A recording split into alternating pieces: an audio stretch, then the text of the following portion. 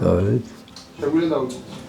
მახსენდება სიტყვები, რომელიც იუნგს ეკუთვნის, რომ ვინც გარეთ იყურება ზინავს, ვინც შიგნით კი ღვიძავს.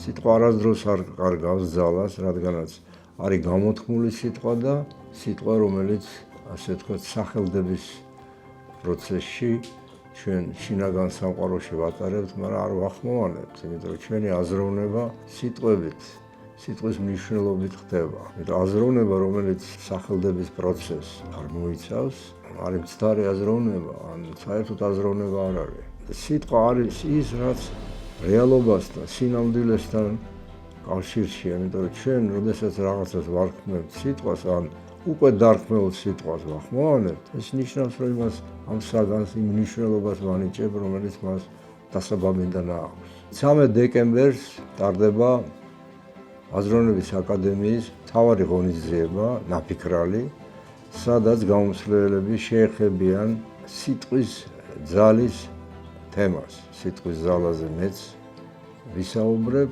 და შევეხები ამ თემას სიღრმის ფსიქოლოგიის თვალსაზრისით.